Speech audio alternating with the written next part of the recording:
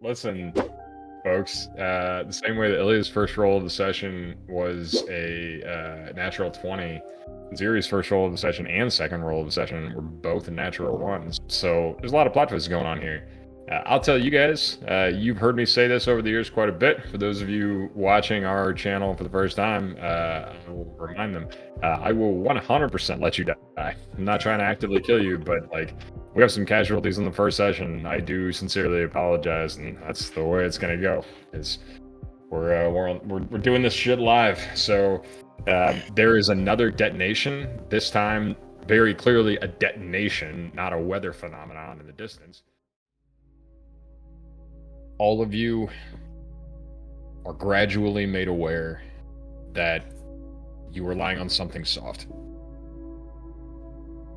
You're in a room that's a little bit cold, and as each of you has the chance to just slightly move arms and legs which feel sluggish and kind of heavy, you realize that you're on some sort of a mattress, although there's no sheet or blanket or anything over you. And the first of you who can actually open your eyes is make a fortitude save.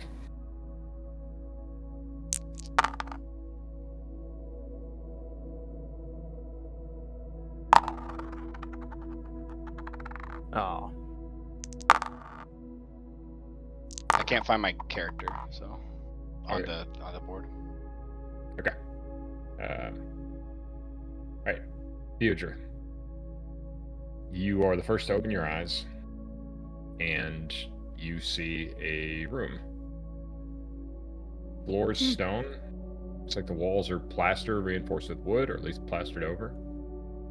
And you very slowly, more mobility is coming to your body. You don't feel drugged necessarily. You just feel like if you've ever taken a nap in the afternoon and slept longer than you meant to, and you have to like get up and you're actually like, yeah, just like everything feels heavy and slow and cloudy, and much like a nap that you take in the afternoon that's out of schedule. You just feel like you're having that moment where you can't quite remember where you are or what had happened or what was going on, except it's not getting better. The fog is not clearing. You don't know how you got here. You don't know where you are. It doesn't seem like you're in danger, but there's a faint and persistent sense of alarm, just that you're not in control of the situation and you don't know how you got here. You turn your head from side to side. To your right, you see Doolin. You know that person. You don't know how you know him, but you know that that person's name is Doolin. And when you turn your head to the other side, you see another bed, several more across the room, but the one closest to you has a corpse in it, which looks as if it's had several small explosions take place inside of its chest cavity recently, as well as one in the head, because it's just kind of a mass of gore from about the waist up. Past that corpse, you can see other people, two other people on two other beds. You think you recognize them too, but you can't say from where. What do you do, Deirdre? I want to roll out of my bed to the right, just quietly. All right, make a stealth check. 17 on the stealth check. You slip quietly out of the bed. I mean, your feet can support you, although, yeah, you know you're moving slower than you normally would. You have kind of a strange tingling sensation on the palms of your hands when you put them on the edge of the bed, but there's only the faintest rustle of covers as you turn to your right towards that guy you recognize, Doolin, and just at least get your feet under you. I want to grab his arm. Hey, Oh, Doolin, you feel a small hand on your arm as consciousness is slowly coming back. And that gives you sort of a jolt of alarm, something that helps to wake you from the strange lethargy that has been taking you over. And you open your eyes sharply and jerk your neck to one side. You see hey. Shh. a female face. She has extremely dark eyes, kind of pale skin, and brownish gray hair that's in just sort of like an aura around her head. He's telling you to calm down. Oh, what's going on? Ugh. I know you. Where the fuck are we? Be quiet. Dylan, as you at least even get up onto your elbows, you're still feeling like you're laying under a lead blanket. You see you kind of get up and you can see around this person. You know her name is Deirdre. You know her name is Deirdre, and you know that you know her. Her presence is comforting you in some way. But the same thing, you don't have any idea how you got here, where here is, what the hell is going on. And as you ask that, just, say out loud, what the hell's going on? You see the corpse 2 beds over from you, and you see a bald man who is in kind of loose sand-colored robes with a gray-brown like vest, and he's turned away from what looks like some type of arcane equipment, and he's walking over toward you calmly. His eyes are focused on you and Deirdre. You're aware that the light in the room is dark, but that just to you means, kind of an absence of color, and things are a bit awash in gray. He's walking towards you, and Deirdre looks like just kind of ducks around the side and behind the bed and behind Doolin a little bit. Doolin, what are you doing? I would like to get off on the left side of the bed to kind of put myself in front of Deirdre. Oi, what's the meaning of this? Where are we? And I'll kind of yell that in a way that I'm not going to try and be quiet about it. So. Sure. Yeah. Okay. You get to your feet off the bed, and the bald man stops walking. He pauses just on the far side of that heavily mutilated corpse and looks at the other 2 figures who are similarly moving. Their eyes are still closed, but they're moving in kind of a slow lethargy. And he looks at the 2 of them before answering. You hear a voice that is familiar to you. It actually helps you to relax. You still don't know what's going on, where you are. You definitely have that bizarre disorientation of not understanding, wait, where did I fall asleep? I'm not home. Where's home? Should this be? And you can't quite complete a sentence in your head until you hear a voice that it's Doolin. Okay, but when you open your eyes, nothing gets clearer. You see everything is described before, although as you kind of at least raise your head and look around, you realize that the room you're in has these 5 beds in the center of it, and then a lot of equipment in front of you, towards your feet, are racks of weapons, melee weapons mostly, and what look like a couple of workbenches, and the sconces in the wall are not flickering. They seem to have some type of minor enchantment on them that's casting a steady but not complete light over the room. The dimmest part of the room is the center, where you are. What are you doing? I reach down and touch my right thigh. I assume there's nothing there. Feel fabric and leather. That's it. I don't try to get up. I just touch my leg for what should be there and turn my head to the side towards the voice. Okay. Unfortunately, the thing you see is not Doolin, although you know the name Doolin. You recognize that you do know him. That's him talking. You come face to face with... you can see about half of the face that remains out of the mostly exploded skull. The figure that was once in the 5th bed. The central bed, I guess. And it's... yeah, the head has been violently exploded, and the half of the face that remains seems mostly human. Big, arguably a little bit too big to be a human. Doesn't look like there's any hair, but a heavy brow, protruding jaw, and part of what looks like a broad, flat face. But of course, the notable aspect of it is that it's very, very dead. Do I notice the gentleman walking in front of my bed? Yes. Although he's paused and looking between you and Doolin. Does he notice me waking up? It's hard to say. He's not taking any action towards you right now. He just has his hands folded, and you can see that he's kind of folding and unfolding them, as if he's a little bit nervous and or unsure what to do. I just wait. I kind of close my eyes back to squinted and just pretend like I'm still asleep. Do I notice that he has any weapons on him or anything? He does not appear Nothing. to, no. Then I'm gonna. There's plenty of space in those robes to hide something, but no obvious weapons. I'll speak up again. I see what is going on here. Where are we? And then I kind of want to be looking at the weapons as well. Not necessarily making my way towards there, but seeing what is readily available. The man glances back towards Shaw, and you know that other figure's name. The tall, lanky one on the bed. The elf. You know his name is Ilya, but he hasn't moved or done anything yet. The man spreads his hands in kind of a placating, defenseless gesture. You may call me Ziri. You are in my tower, where you have chosen to come. I would like to give you space to recollect yourselves, but we are very, very short on time. Master Ilya? Master Ilya, can you hear me? And he takes a couple of steps over towards the foot of the bed there. Everybody's left. Ilya, you're kind of aware of the voices going on. Your head's still pretty cloudy, and you're even as the voices become more clear and someone speaks your name, you know that's your name. You also know that was Dylan talking. You know that was somebody maybe with Shaw nearby. You see him, but then you have kind of like one of those, almost sort of like coming out of a night terror, you know, where you can just like barely move a finger or two at a time, but with a lot of effort and focus, you can. But your motor control is just barely getting started. What are you doing? I can open my eyes. You can.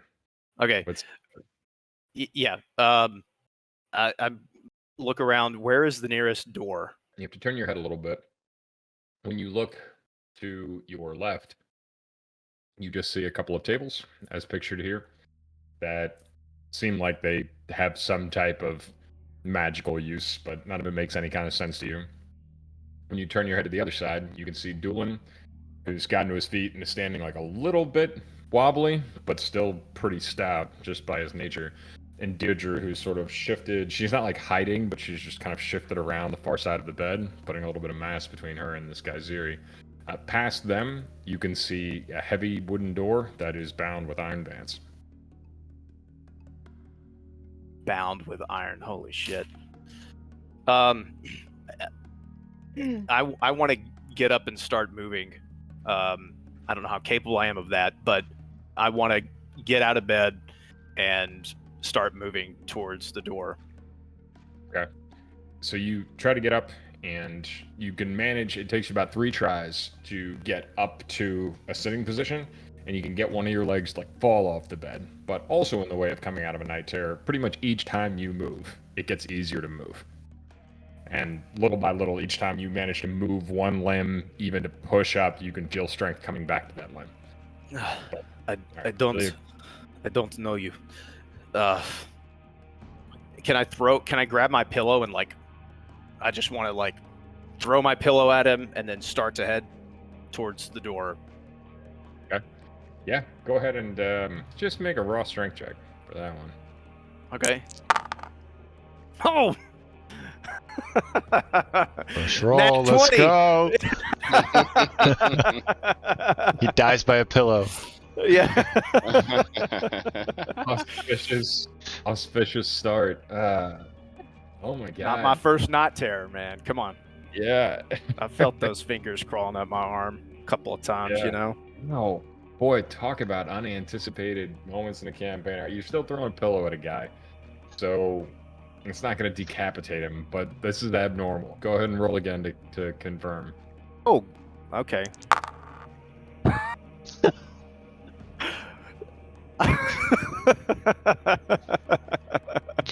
Let's see. I believe that Pathfinder 2nd Edition does criticals differently than the way that we were used to doing it. Is there a page for pillow fight rules? We're Is writing that it right now. Yeah. Wow. That's a new expansion. So Yeah. It's going to be a whole book. yeah. Yeah. Okay. You're just kind of getting to your to a sitting position, rolling your feet off of the bed, and they hit the floor, and as this guy that had just spoken to you, you kind of take your right hand, you manage to like wrap your fingers pretty deep into the cloth, and in doing so, flex most of the muscles in your arm, which, as I said, brings them back to quite a bit of life. And then you even surprise yourself. You throw across your body towards the guy, and Doolin and Deirdre see it hit him just while he was looking the other way, and it's just kind of perfectly timed. Ilya himself actually sort of almost knocks himself back down because he swings a lot of force across his body without being able to support it well. The pillow hits the guy, the bald guy, Ziri, and it sends him tumbling into that rack of weapons where he falls, and the weapons make quite a cacophony. That noise serves to wake everybody up quite a bit more, just more exposure, more stimuli, and there's the guy tries to get himself loose from what looks like several pole arms, spears and javelins that were propped up in that weapon rack. He does so, though, without profanity or any great exclamation. I'd like to call an audible on my movement, if I can. Okay? Is there a bow on the weapon rack? There are bows in one of the weapon racks in front of you, not the one you just knocked over, but the next one down. And then as I don't know what else is going on, but in the same motion, Ilya is saying, "It's time, friends." Yeah, that's as he goes. my cue to do the same. Yeah. Shaw, what'd you say? That's my cue to do the same. I'll take Okay. the commotion as fast as I can, get out of bed, grab the first weapon I come across, and level it at Ziri. What I would like to do, as I see him tumble in, I feel like I've been up for a little bit. Would be go over to and try and grapple him, specifically trying to like take his hands away from him, basically. Okay. Yeah. So, let's see. He didn't plan for the pillow, y'all. Well, let's see. So Shaw gets out of bed and runs toward a weapon. There are bows on one side of this weapon rack, and then there are clubs on the far side. Just the nearest one to you, Shaw. Which one are you grabbing? Club. Shaw up and grabs a club. And that way, Doolin, yeah, you can make a run for it. There's actually, you're going to pass pretty much all the weapon racks. So within the scope of normally available simple or martial weapons, you can grab pretty much what you want. What are you grabbing? Great axe, if it's there. Okay. Yeah, sure. Grab a great axe and Okay. grab that. Go, Deirdre. What are you doing? Crossing over to this weapon rack. I want to point at him, and I was like, "You better start talking." So he, what weapon do you grab? Just out of curiosity. There are swords and knives, and on the far side there are hammers and hooks and picks. Okay. What's in here? This is the bow one. Between the weapon racks, since you're going to run pretty much by them like Doolin, you could grab any reasonably available, like any Okay. simple martial. Bow. Grab a bow. Okay, gotcha. All right. So you guys very quickly converge on Ziri as he's just splayed out in this weapon rack, and in the space of a couple of seconds, yeah, like Doolin has run by, grabbed a great axe, just thundered over. Shaw has a club, and he's standing over the guy. Ilya is, well, I guess you grabbed a bow, you said, from the rack Yeah. as well? Ilya, I guess he'll grab a bow, and he's kind of down like this, looking around the room, not pointing at Ziri in particular, but kind of covering shit. Are there arrows? They're not stored in the same place as the bow, but you get a wicked welt if you guys ever been hit by a bowstring. Oh, there are no arrows. Okay, for then. now I'm holding it like a quarterstaff. Then. Yeah, sure. Same. So fuck it. you I'll guys get two really- pillows. I got a pillow in each. No, I'm kidding. Yeah, you should be more scared of those. Right. All right, so the guy is trying to just free himself and get clear of these pole arms that are clattering around him. But as you guys very quickly, all four of you surround him, armed in various ways, he stops moving and looks up and just around at all of you. And he holds his hands back up like he had before. And he says, "I admire you. And I will miss you.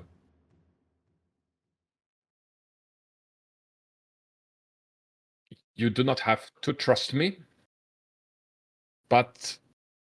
And he, with kind of a careful gesture with a long index finger, he points behind Doolin, across one of the beds, to what looks like a large ceramic tank of some kind that has like a copper top to it. You can see it toward the top of the screen there.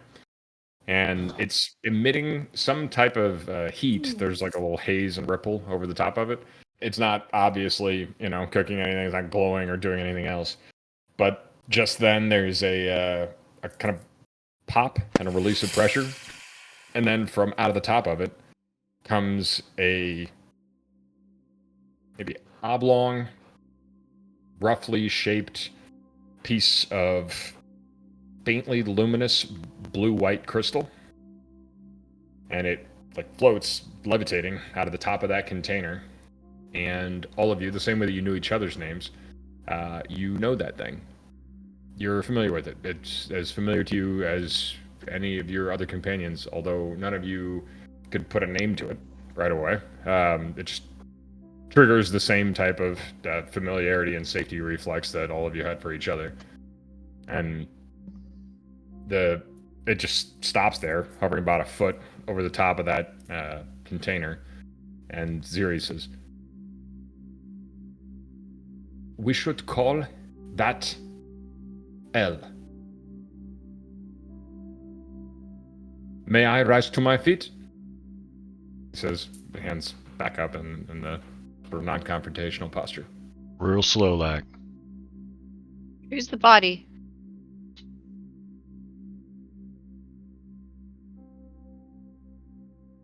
The body will be difficult for me to explain. But you must understand that our primary limitation in this moment is time. You already said that. Tell us something else. I understand that you do not remember where you are or what has taken place. But you must take my assurance that all of you know me. Well, no longer. But I know you. Once, and he smiles sadly as he gets to his feet and kind of brushes his robes off. He says, once, we were friends.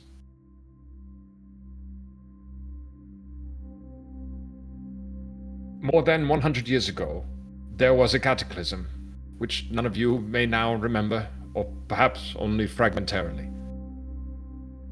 Its causes are not well understood, but it darkened the skies, killed most of the life in our world, and sent all of the gods, as we once knew them, to a different place. Since then, the reigning supernatural power in this world is a creature known... Huh? And he looks around with a vague gesture as if prompting you to see if you happen to remember that or if it's anywhere in the kind of dim, still very foggy memories that all of you have. And you all hesitate, and he kind of concedes the point, and he says, "We will call it the Archon.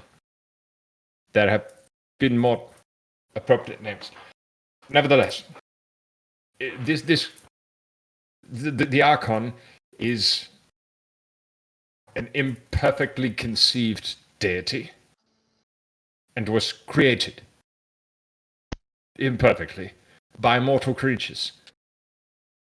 But its mind is not... its mind is broken. It is colloquially referred to as the Mad God.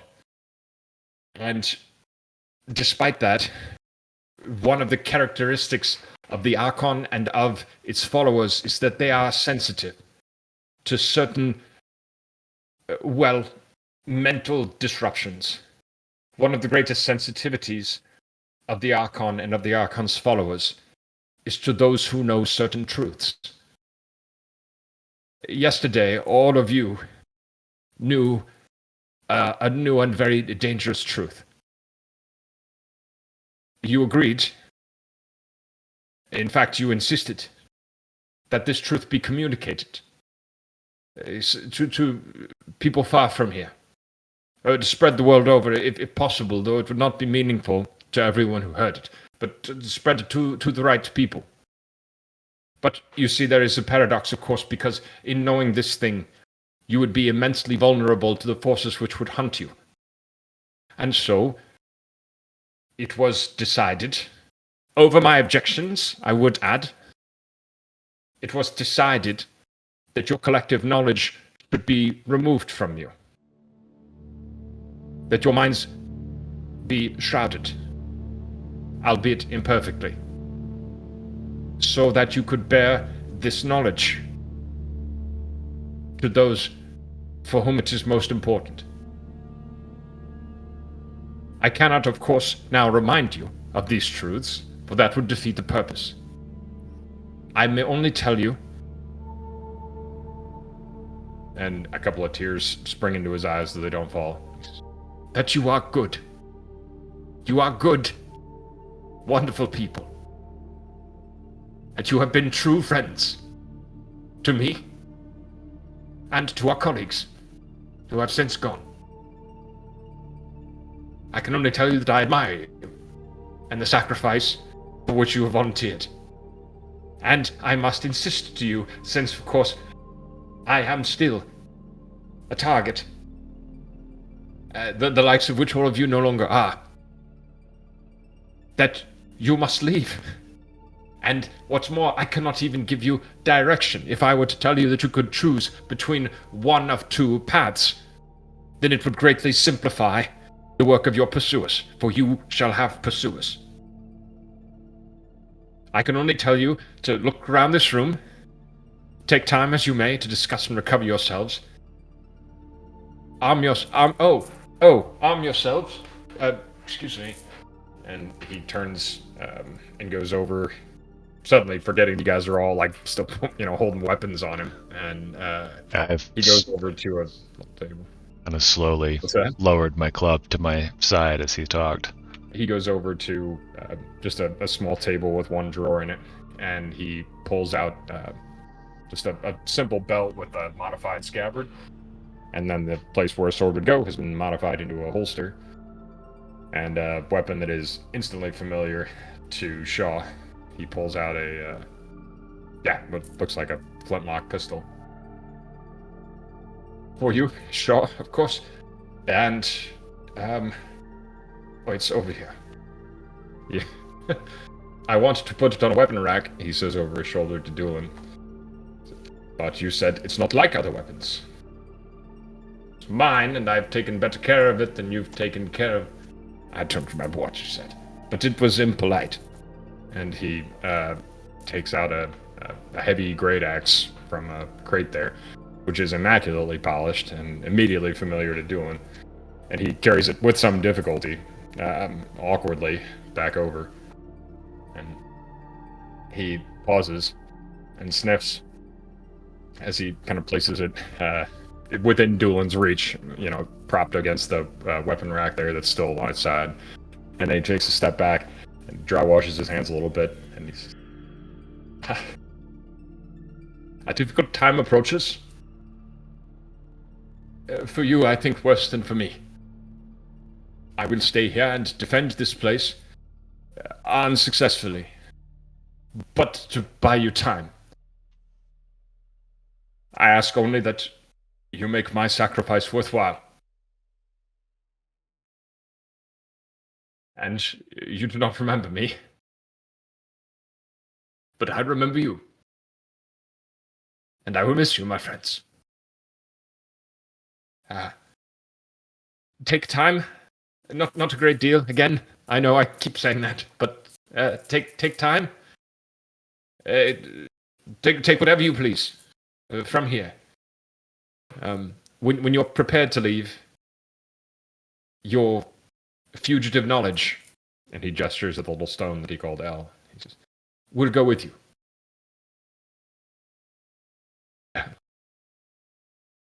Yeah, excuse me. And he takes a couple of steps back, and he stands there by those tables of arcane apparatus, watching you like a sad parent watching their kid go away to school for the first time. Ilya walks over to Ziri and reaches out and puts a hand on his shoulder and points over at the orb and he says, "You are saying that the things that we know they're in the orb there." Yeah, yes. Well,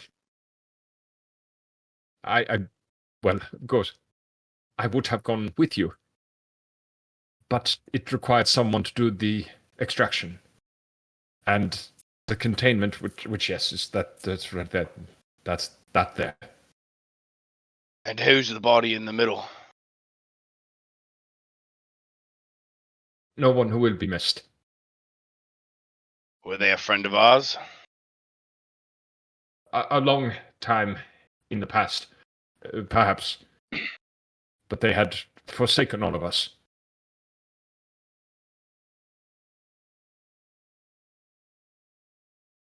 And we'll be able to find that out after this orb collective knowledge. We'll find that all out. I cannot guarantee what knowledge will be returned to you, and when, if ever. There are those.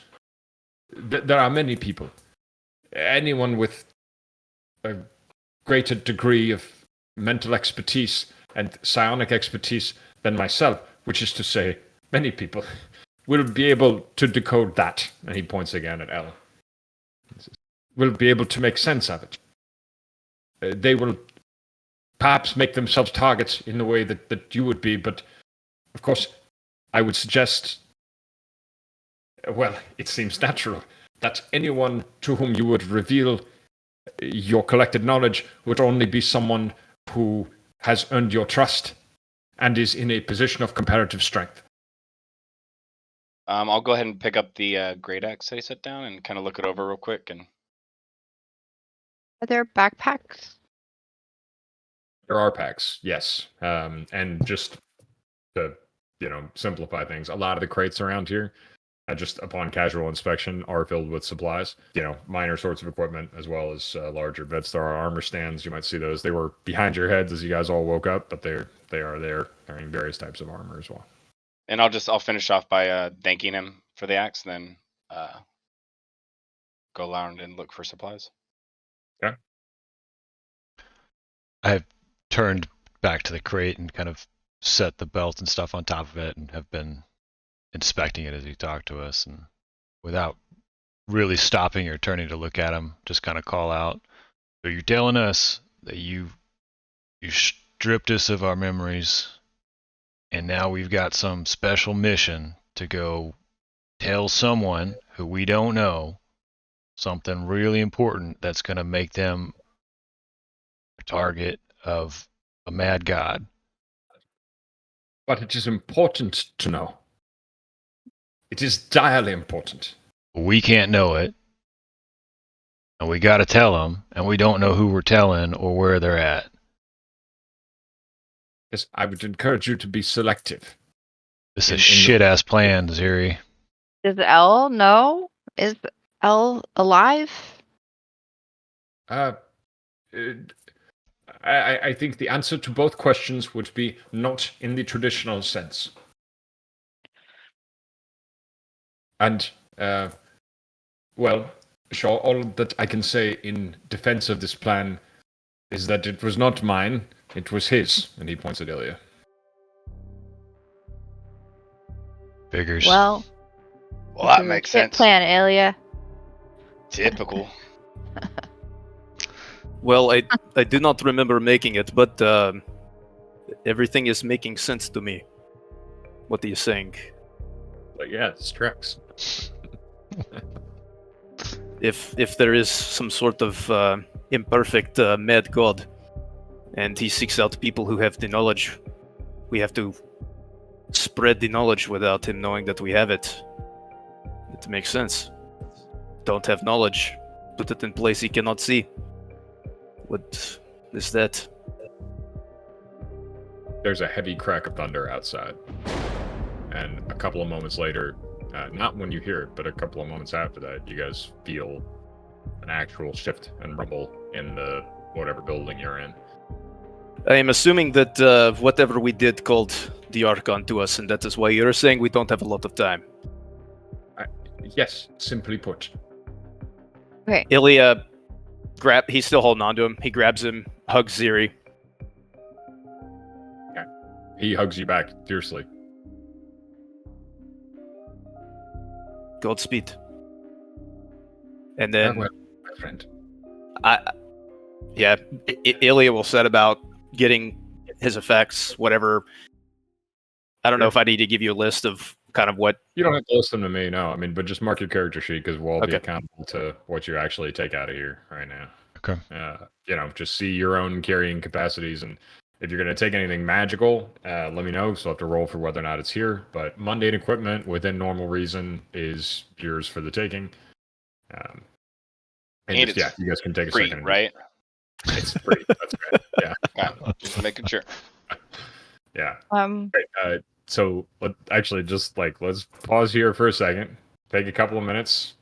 You're gonna look around the room, scavenge for stuff, find whatever you want, and update your character sheets. And we will. Actually, you know what we're gonna do, because time is of the essence. I'm gonna set a timer. And Ooh. again, it takes about as much time to toss something in a pack as it does to write it down on a character sheet. So you guys are gonna have 6 minutes of real time to update your character sheets, and then we'll check in again. I'm not saying that everything's going to end right then, but you have 6 minutes of ungoverned time to build your inventories. Don't forget your rope, Doolin. Actually, Doolin, don't forget your rope. I'll kind of tug on this side, like I've already got it, and just kind of shrug my shoulders, like, of course I've got it. I'll have a Dragon Slayer shield. I wanted to add an adventurer's cloak. It's 7 gold pieces, and so I was going to ask about that. A traveler's cloak, I'm sorry. It's an uncommon item. It's not magical. You can have a traveler's cloak. Longbow, okay, or should it be a short bow? You can have a longbow. Yay. Listen, over the years, people have said that I am a stingy and cheap GM who doesn't give anything away. And look at this. This is just an open marketplace. Like an adventurous feeding trough. Just all you can eat. Ben, black powder comes in a horn that says it has 500 uses. Is that... Okay. It's definitely fair for you to have some black powder. I don't know about 500 uses. Let's Okay. roll for that. Okay. Roll it publicly. And What about a keg? 5,000. just gonna put it on your back. Turn it around. Stay out of my way. Jeez. Alright. Ben, with this, come on. Yep, I'm only gonna give you 2 rolls. That's 1. You got a horn with 7. Wow, dude. You get that 7 sucks. bullets. Great. Breaks. No, so 36. 36 bullets worth of powder is what you got. That sucks. Ben, would this place hold a sturdy shield of the minor? Oh, okay. Yeah. Well, let's say, what about a moderate shield? Moderate. Yes. Thunder rolls again. This time shaking the building harder. You guys are spread out, going through stuff. I assume grabbing weapons, strapping on armor, putting supplies into packs. And Ziri, he stands up very straight all of a sudden, and he says, "They are here. They are beginning to attack our defenses. Hurry, please." What is the best way for us to get out of here? That door, but there is only one exit. Please tell me when you are prepared and spare no time.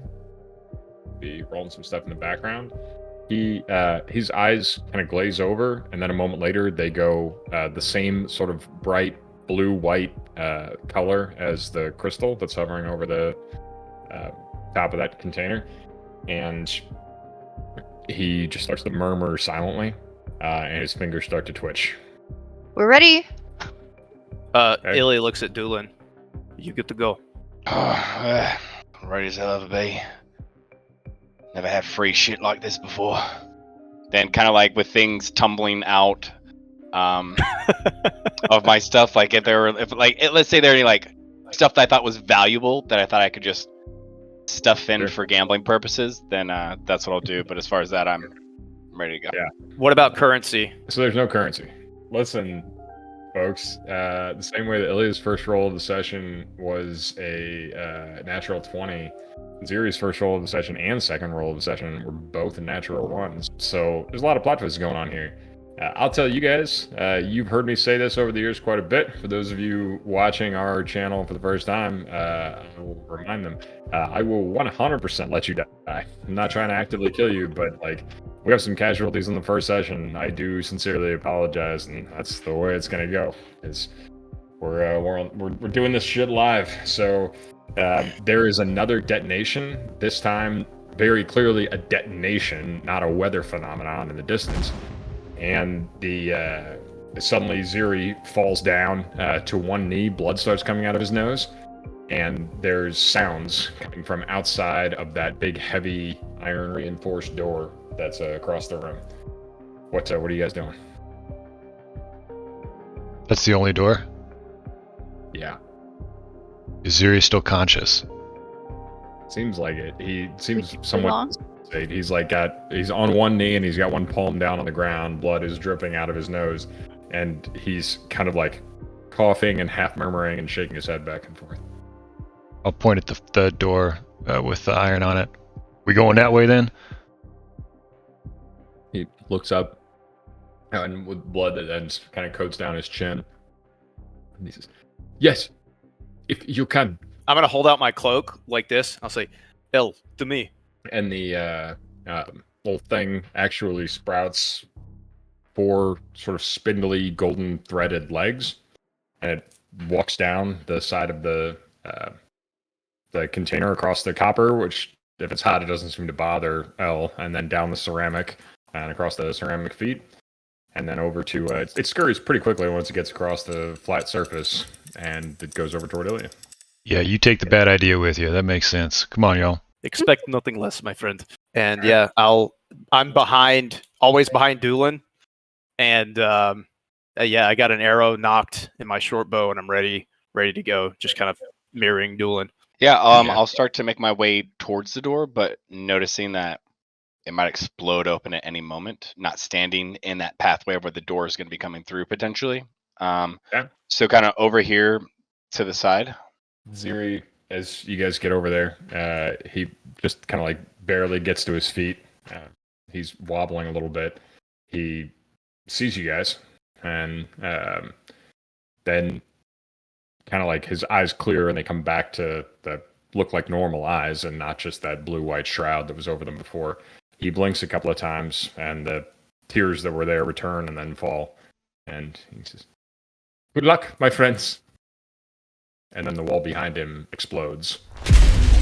And at the same time, the wall does this bizarre like distortion in and out of reality. Like it blows inward, and you guys see the plaster and the wood all just fragment and crumble, and the stone that was behind that come flying in, piercing through Ziri's body, and then spreading out just in this huge array of destruction. And then at the same time, it like flickers and double takes, like there's some sort of distortion in reality behind Ziri, and then you guys see him still standing there, not at all shredded or torn apart or anything like that, but he falls down to his knees as if he's like arguing with reality in some way.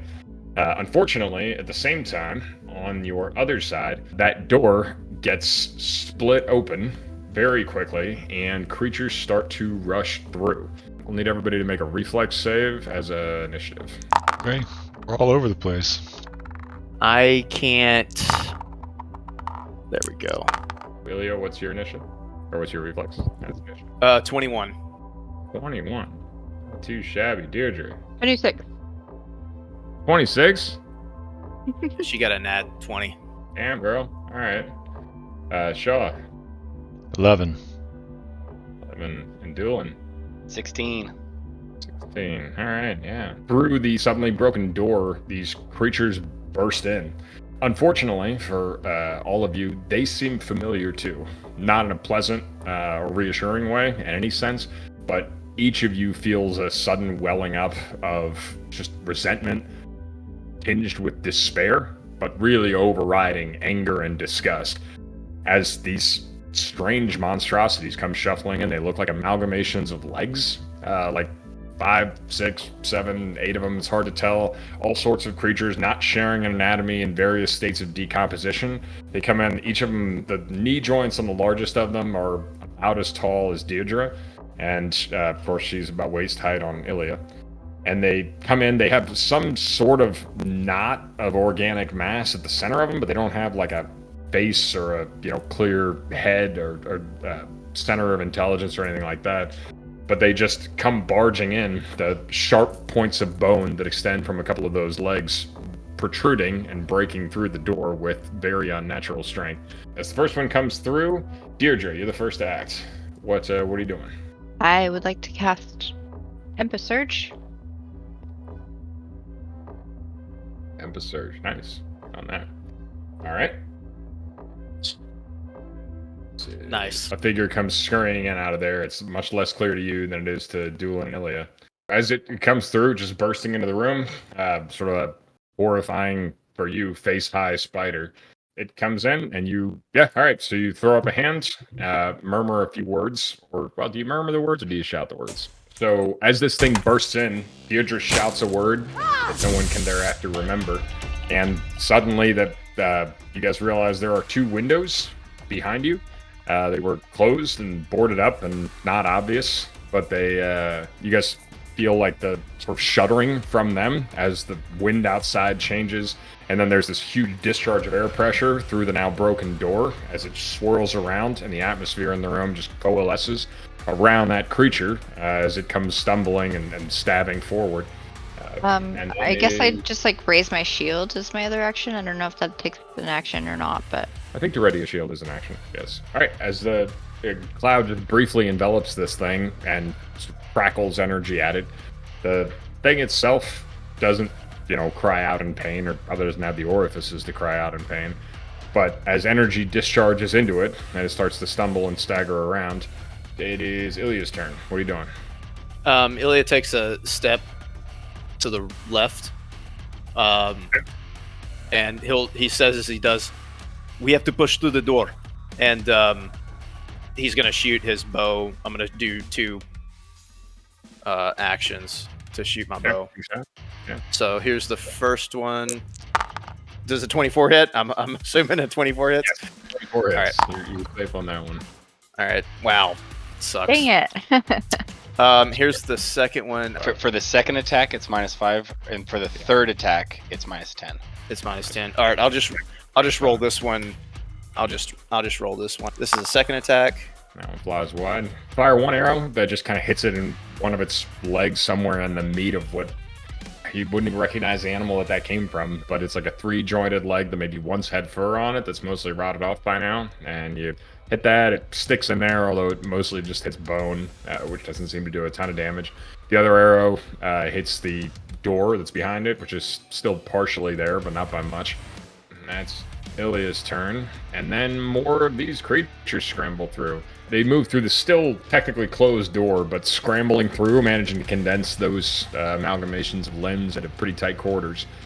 And this one runs up and manages to attack Shaw. It's only going to get 1 attack on him, but Shaw, what's your AC? 18.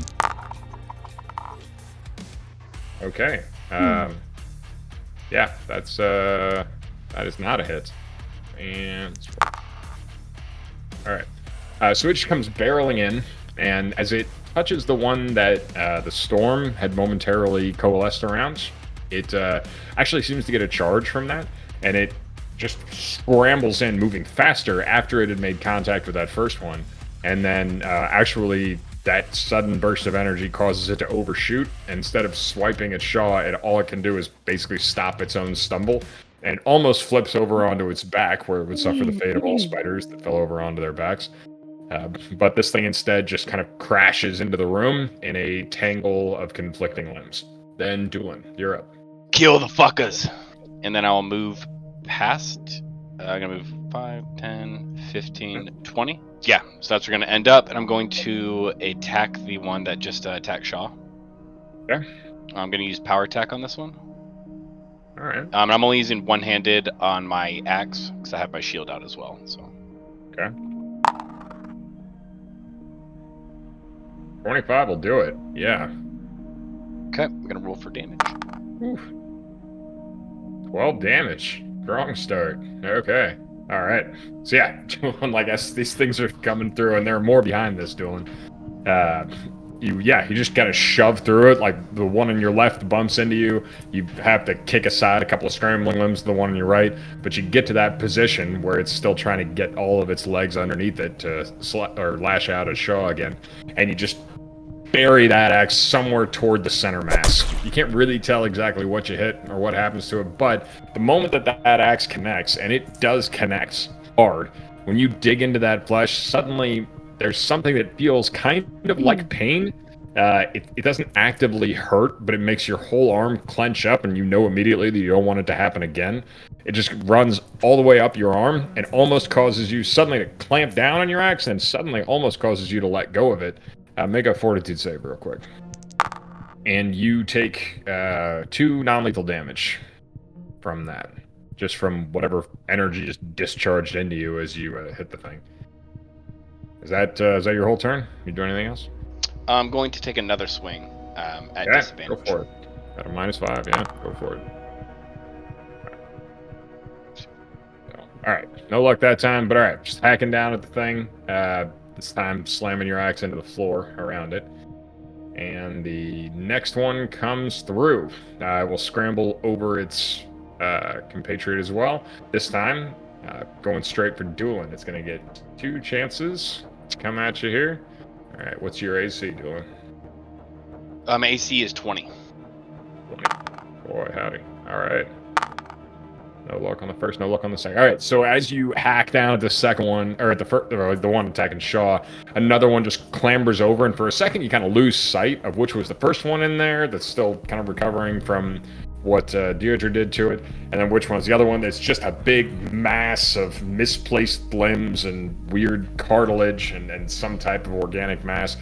But you just kind of shift, like turn your shoulder, something slams into your shoulder, something slams into your side and kind of knocks your hip to one side. Might leave a bruise later, but who's really counting? The adrenaline really stops any actual pain from coming in. You just feel the shots come in and you shrug them right off. Then, all right, then the first one that had made its way in the door will also turn and attack Doolin. Quick question. So with a shield, because my AC might drop, do I have to raise my shield for that to be a part of my AC, or does that count just by holding it? I believe you have to raise it, unless anybody else can tell me differently. Okay. It has to be raised, yeah. So yeah, if that, then that probably change my AC would be 18 then. I don't know if that changes any of the numbers, so. That first guy totaled 6 and a 12, so you're okay there. But yes, thank you for clarifying. Okay, sorry about that. So it's actually going to, yeah, all right. Oof. Ah. Okay. And this, like, they both just scramble at you, and a pile of limbs. They actually climb up on top of you. The second one does, and they're just slamming these limbs and legs down on you. You feel some blunt impacts, some sharp ones. The what armor did you put on? Studded leather. Studded leather. All right. So you feel these impacts like slamming into your back. A couple of them hit you on the side of the head. Nothing quite connects though, just the way it should. They are clearly just full of violence, but they are frantic and not very precise at all. And as all these blows rain down on you, none of them actually do any lasting damage. Attaboy. Crazy. But, all right. And then Shaw, you're up. Great. I shoot the one that fell in front of me. No bonuses. Do the thing. Wow. All right.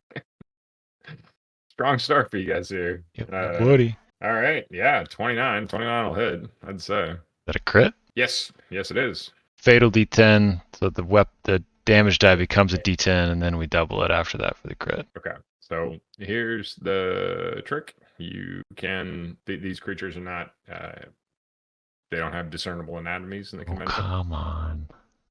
Sorry, man. Great. I Well, I shoot want you it. to know that you earned that crit, even if it didn't come through. Yeah. Well, I do a lot of damage. That's good. All right. Yeah, actually, as you like level your pistol at the thing, take a second, just the half second to steady yourself. Make sure that you're aiming with your arm and not your hand. pull the trigger, and then there's a big concussive blast. Shaw, Deirdre, and Doolan need to make will saves. Shaw and Doolan, you take 1 point of wisdom damage. Oh shit. Yikes. All right, so there's not like there's some kind of physical discharge, but there's nothing that wrecks the floor, the ceiling, or blows furniture out of the way. But when Shaw fires, there's obviously the loud report of his gun, and then a moment later, everybody would remember a sound, and Ilya, from a little ways away, you can remember feeling the concussive force of it. But for everybody right there, there's just something like a crazy discharge of energy, like somebody detonated a big firecracker in front of you, but it's silent. And something just happens and makes you all blink and be even a little bit less aware of what was going on. It doesn't knock you out, doesn't take you out of the fight, but it's jarring, and you're a little bit less aware than you were before. Okay, and then Shaw, that's your first action, right? Yeah, wow, okay. Well, get blown back and just keep swinging. So I've got my mace in my other hand. I'm just going to keep coming down. If the one in front of me is still kicking, I'm going to swing at it. That was not. No, Okay. That's, I should have specified. That does take it down. Great. Get the guy next to it then. There you go. Now you are flanking. Perfect. So should I add 2 to the roll, or you take 2 off their AC? There is 2 off something AC. Because they're Okay. technically flat-footed. There is an option while attacking. It says enable abilities that require a flat-footed target. I'm not sure if that's That's for like sneak attack and sneak attack. Okay. yeah, stuff Yeah. like that. Another -5 because it's my second attack. Oh, on top of that, so Yeah, 5. 5 total. So yeah, no luck on that one. As part of that attack, I get to reload my gun. So I'm going to kind of do that as my last action is going to be stepping back. So I know that's an ability of yours. What does that look like? You gotta narrate that one for me. oh boy. He put his belt back on, right? And there's a bunch of little pouches and tools on it. So it actually stuffed the gun into the pouch to grab a ball and kind of kick it back up as he's stepping back, swinging the axe, right? And then kind of takes his other hand to finish packing some powder back in there. Right, it's just his hands are just kind of moving in these big wide circles as he's shooting and up and swinging the hammer and back in, kind of all clicking back together as he's kind of ducking his shoulder and backing away from the fight. Like a reload kata. Exactly. Nice. So this time it's a little bit ungainly, and he focuses more on getting a reload than just kind of a swing that he's not really tracking with the mace. But yeah, I mean, it collides with the side of a couple of those things' legs as they're swarming literally all over Doolan. But they, yeah, okay. But that's enough to get the weapon reloaded, and then I guess you have one more action. Yeah. That's 3. I'm doing a step action so that I can get out safely if they do have attacks. Gotcha. All right, Deirdre, you're up. Okay. I will 5, 10. I cast Gale Blast. Boom! Look at that. All right. Pushing the area. All right. So with a fortitude save. Okay, so Doolan and this creature need to make a fortitude save. Oh no, but I aimed the cone away from Doolan. Is it a cone? This says around you at a 5 foot 5-foot emanation? Oh, I thought it was a cone. It's all right. Listen, you just woke up. You barely remember who your friends are and what's going on. I think this is exactly the kind of thing that could happen to anybody very reasonably. As you're just channeling energy. No! So, all right. So you come forward and just push this energy out of your hands. The wind whips up, and it does start to take. I mean, these things are all over Doolan, right? So it's going to be hard to find something that affects them and not him. And so Doolan, you see Deirdre come around you to the side, and her face is set in this concentration. She pushes her hands forward, and then again, the air pressure in the room changes. The windows, the coverings in the windows rattle as air gets drawn in through them, and more splinters fall off from the door that was just beaten down. And then, yeah, so Doolin, make a fortitude save. And these guys are going to make a fortitude save, too. Nice. Okay. So, Yeah, you think you can move the dwarf. Come on, come on. It says expert So right here. he got a critical success, which is the creature's unaffected. This guy. Okay, so the other one that's in range of it takes just a normal failure. So it takes full damage and is pushed 5 feet from you. What's your spellcasting ability modifier? 4. 4. Okay, so it takes 4 damage. All right, and it's pushed, it says 5 feet away. Yeah. Yes, 5 feet. Okay, 5 feet away from you. So it's going to go back this way, and it's going to get pushed up onto that thing. I'm going to give it a. I'll just go ahead and roll this one publicly. I'm going to give this creature a DC 13 reflex save to get pushed up there and still somehow regain its footing and not be knocked prone by being knocked into a piece of equipment. So, yeah, okay, I got there. Dang. I like that All spell. right. Little level 0, pretty dependable thing. Yeah. So, As long all as you right. don't hit your allies with it. Yeah, all right. So, Doolin, I mean, it was just raining violence on you, a second before, and you were just taking it teeth gritted, shoulder up, chin down, and you taking a couple of shots, and then we're just soaking a whole lot more, and then all of a sudden this wind just blew around you, and you feel the pressure of it. You feel this huge concussive force come to your left. You manage, you look up for a second. This thing gets blown off of you. You sneeze violently from the excess wind coming up your nose. And then, Thank Ilya, you. it's your turn. Okay, Ilya draws his so short bow's in left hand. He draws his short sword in his right. He's gonna take a step forward and attack this thing that's up on the Yeah. whatever. And it's not flat-footed, correct? I made it save pretty well. Yeah. Okay. So here comes the short sword attack. It's 25. 25 will do it. Yes, sir. And we don't do criticals for these dudes, right? Correct. All right, there you go. So, same way though, I mean, you slash on one of these things' legs. You mostly take it off. You hit it at some early joint, close to that just sort of rough chitinous sphere that's around the center of the convergence of all these legs. And when you do, you feel that jolt of energy come up your arm as well. Go ahead and make a fortitude save for that. Fortitude, here it goes. Ooh, not good. All right, we take 1 non-lethal damage from that energy you feel buzzing up your arm. Okay, I have one more action. I'm just gonna attack. I'm gonna attack this thing again. So I think this works. Let's try this. Oh, okay. Wow. Attack penalty -4. Nice. Agile weapons get a smaller penalty. Boy, all right, 18 is the AC to beat. So Nice. that's the difference here. All right, yeah. All right. That- More. Ah, shit. hey, it still counts. Still Yeah, counts. it's still damage. It's still something. Okay. Make one more fortitude save. Dang. I'm assuming that's not. Ooh, take 2 non-lethal. Doolin, you're up. You just looking around. This thing's got something off of you. The other one got pushed back for a second, but it's coming right back for you. Oh, Deidre, keep it going. Do not stop on account of me. Then I'm going to take a 5-foot step, which does, I believe, counts as an action. It just doesn't provoke anything, correct? Attack of opportunity. Okay, so that's action 1.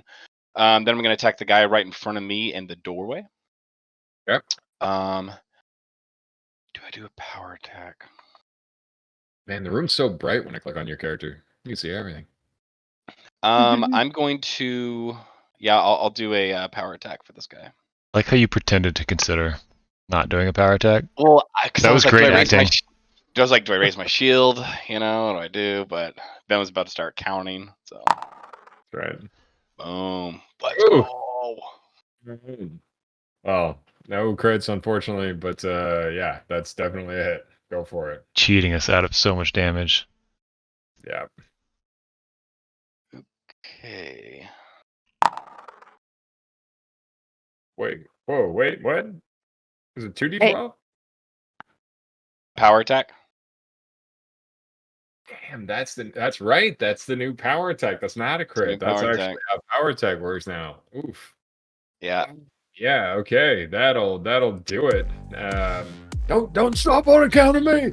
As he steps forward, he just splits this thing right down the middle. Just slams that great axe right down into the mass at the center of all those legs.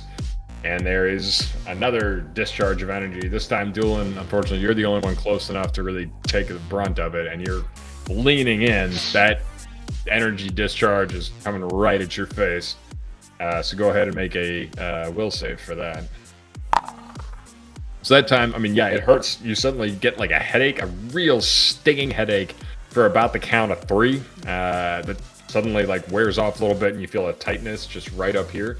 And a little bit of pain behind your eyes, but that's about it. And then this last one, it's not rational. So odds Doolin, evens Ilya. There we go. Did It's change my Ilya headset battery real quick? going for you. Oh. Ilya, what's your AC? Okay, I actually have a feat called Nimble Dodge. It's a reaction. The trigger is a creature targets me with an attack, and I can see it. So my AC against this particular creature at this particular moment is 21. Nice. 21. Not too shabby. My poor little monsters just aren't holding up so well. First attack doesn't do much.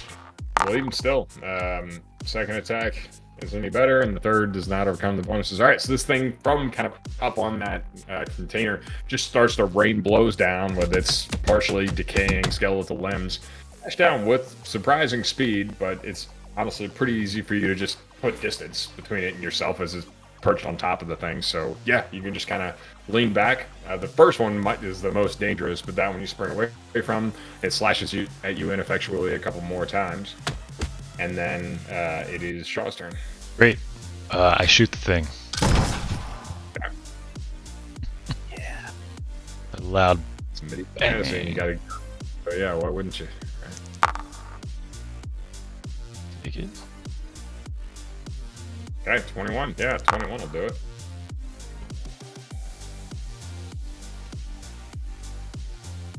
Nice. 7 damage. Okay. All right, well, it's already been hurt, and that doesn't hurt it quite enough. But okay, never mind. Your turn again. Great. I drop my mace as a free action. And then as an action, I will draw the crossbow that I have, kind of unsling it from my shoulder, level it, and shoot the guy. And that'll be the last 2. So draw is 1, drop the mace. So hang on, I'm sorry. We're all learning together on this one here. But so if something is a reaction, then it gets to act off of the creature's turn, right?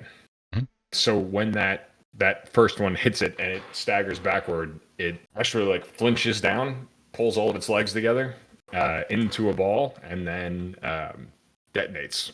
Oh. Yeah, okay. Everybody needs to make a reflex save. DC was 16, so Damn. Deirdre takes 9 damage. Everybody else takes 4. Oh my gosh. Releases a hell of a blast, which also blows away part of that wall next to the door. And you guys see a staircase, the stone staircase that sort of spirals down. It occurs to you for the first time that this is a round tower, although there was no evidence of that, from the room you were in before. But as part of the wall is blown away and the door is in tatters now anyway, you see that staircase just going down and going up as well. For the moment, there is quiet in the momentary silence as everybody's, kind of just clearing their eyes and their ears are ringing a little bit. Deirdre, are you still up and everything? I will mark the 9 damage. You hear more sort of like detonations in the distance that reach you a couple of seconds later as vibrations and rumblings in the actual structure that you're in. And for those of you who look over your shoulder, Ziri has turned and he's facing one of the tables that he had been facing when you guys first woke up, what feels like a long time ago. So, what are you guys doing? I'm gonna reload my gun and just start yelling, "It's time to get going! Let's go!" Okay. Well, you don't have to tell me twice. I'm gonna pick up the mace that Shaw dropped. I didn't drop it. The thing exploded middle of my turn. Oh, okay, good. All right. Then yeah, Ilya just heads for the door. You said there's up and down. Yes. You notice that as you guys are getting ready to go, you feel a faint pressure on your back shin, and then that little sort of spindly-legged blue-white construct comes walking up the back of your leg, and kind of gets on behind up your shoulder, and then behind your or between your shoulder blades, unless you stop it. No. All right, you said you're rushing out the door. You going up or down? I'm in front, so I'm gonna choose down, unless someone tells me not to. But we're gonna go down. All right. No more of Ilya's plans. All right. I asked okay. Ilya what he wants to do. I'm just kidding. Okay. I'll meet you guys outside. Anybody going the different direction, doing something different, or are you guys all following, dueling down the staircase? As we get to the split and they start to go down, Ilya will say, he said there is only one way out of here. And where do you think that is? I do not know, but there are creatures down below us that are causing explosions. Perhaps it is up. We're in a tower. Down the stairs. How are we gonna get off the top of a tower? Wizards have done crazy things. I don't. Okay. Are you a wizard? Let's go. We're going down. All right. Yeah, Ilya. Yeah, reluctantly follows. All right, so yeah, you pass a couple of doors that just seem like they might go to other chambers, but it's just barreling for the exit.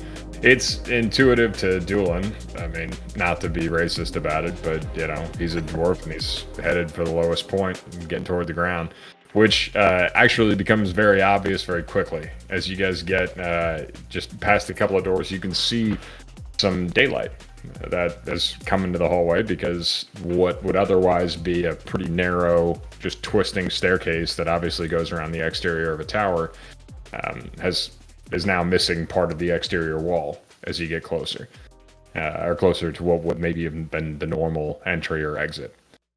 You guys have to negotiate kind of a pile of rubble, but as you clamber down it and just get out, heading for outside, whatever outside is, you see a couple of things. In the first place, outside is pretty bleak. Outside is what looks like a desert with not very much sunshine. There's just a kind of a bleak, withered landscape with a lot of sand, a lot of loose dirt and dust blowing around, and then some protruding rocks. And as you guys get clear of the rubble that was once the main entrance, and just scramble away, you also realize that it's sunset. There are big billowing clouds in the sky, and in the it's not gloomy exactly, but some part of you just instinctually expects it to be brighter out here, expects it to be clearer, expects the air to smell fresher or taste better. But yeah, everything just seems kind of like rough and dusty and cloying. But you can see the sky, and you can see a pretty beautiful sunset. And as you guys are scrambling away from the tower, looking over your shoulder, it does that thing again where it's like flickering, like someone inside. Of course, now you know who inside. Someone inside is like arguing with reality. Someone's playing games with temporality and sort of placing a thumb on the scale of cause and effect here, moving events backwards or forwards. And so you alternately see a ruined, leaning structure, smoking from impacts, and a tall, proud, and more than a little bit majestic thing, commanding its view of the desert and the wasteland as the sun goes down behind it. They're both in your mind at the same time, but that's the one that sticks with you. And you guys have a sense, just very briefly but very strongly that you knew this place well once. That you actually even had something to it. You didn't build it, but you had something to do with it. You felt like you belonged here. This place was a part of you. You were a part of it. Something about a beautiful and majestic structure wouldn't have happened without you. You know that the same way you know each other's names. And the expression on Ziri's face as you guys were making ready to leave comes back to you. But unfortunately, that's all the clarity that is to be offered. And all points of the compass are equal from here. His comment about not being able to give you, one choice of two or something like that to sort of govern the options makes sense in terms of limiting probabilities, but is extraordinarily unhelpful in a bleak and almost featureless landscape. So, you know which direction west is, because the sun's going down.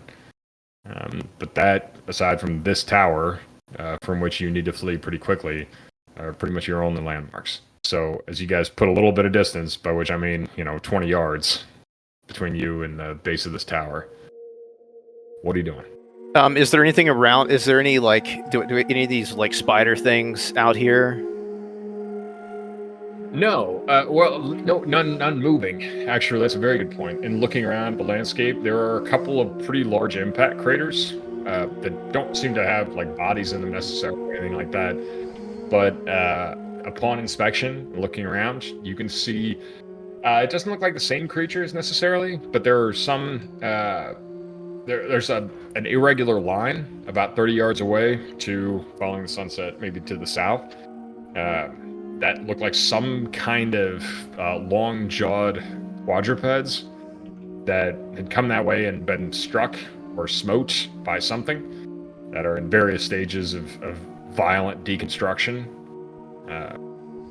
But other than that, no, you don't see any obvious,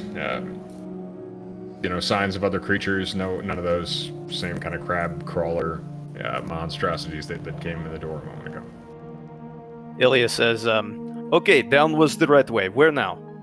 Your guess is as good as mine. Well, do you have any ideas?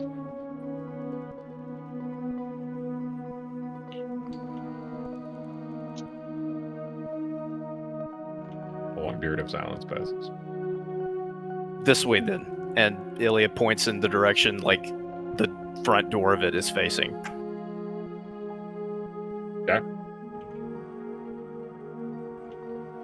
Are we sure we want to go with your plan? Not that it's a plan, but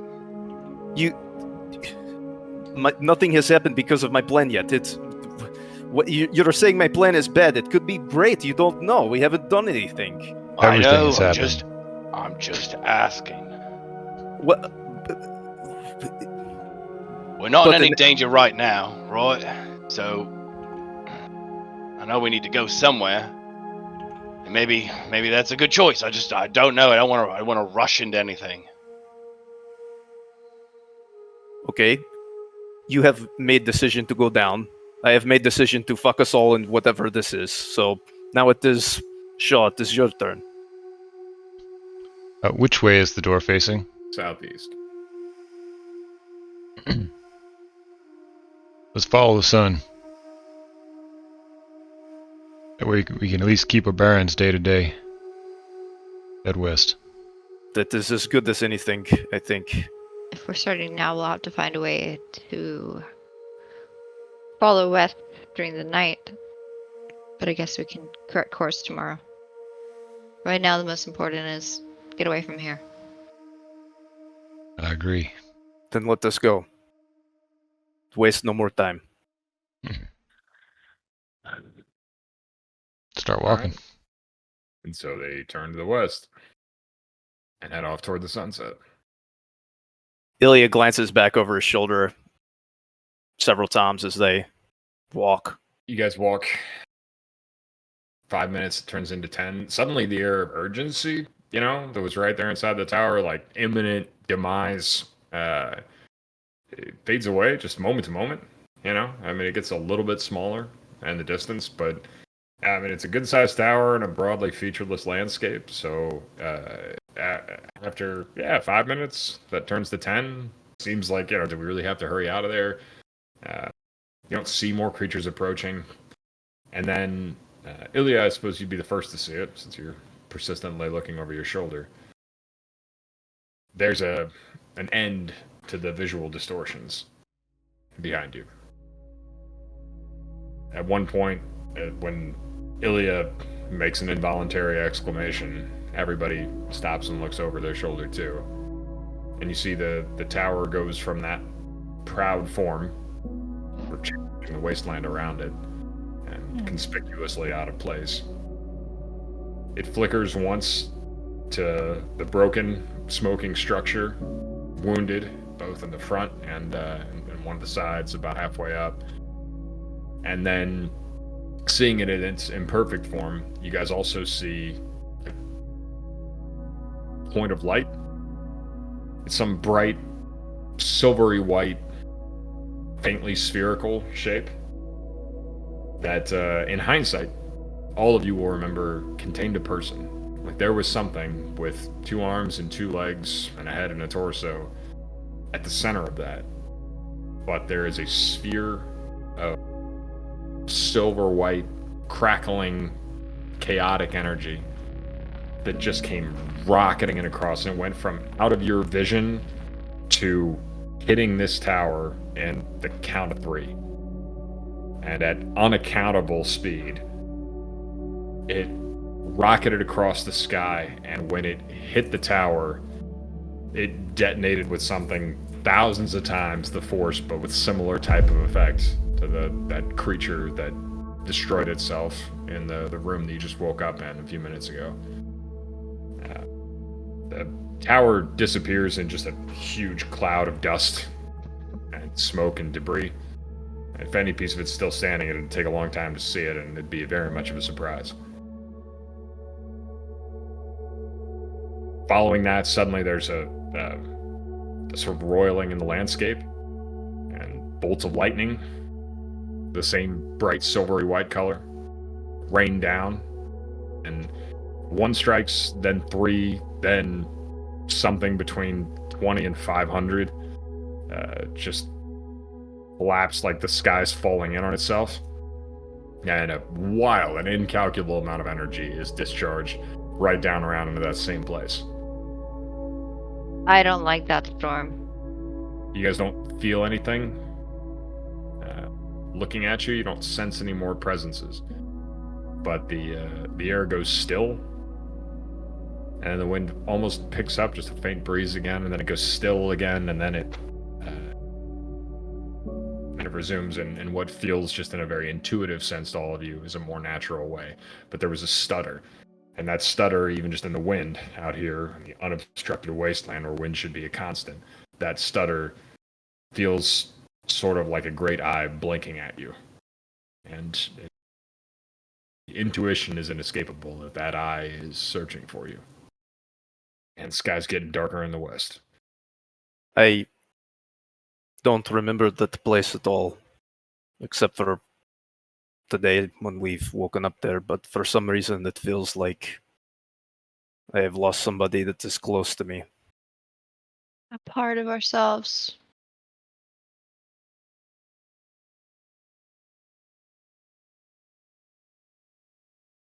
Yeah, we got places to be. Maybe set out down on the ground. See what it does. What is Elle doing right now? Is it still like up here? Maybe Still right between your maybe shoulder don't blades. actually. Maybe just keep it hidden. Yeah, I'd keep that tucked well away. Okay. Somebody has to walk first. All right then. Start walking. West? Yeah. Anybody else going with him? Yeah, I You're- guess so. Boy, just make sure you don't walk too fast. Ilya lingers for a moment before he turns around and jogs to catch up with the other 3. Alright. Thanks for playing, y'all. Good start. And so concludes the first session. Not all who wandered. We didn't die. Yeah. Not yet. Not yet.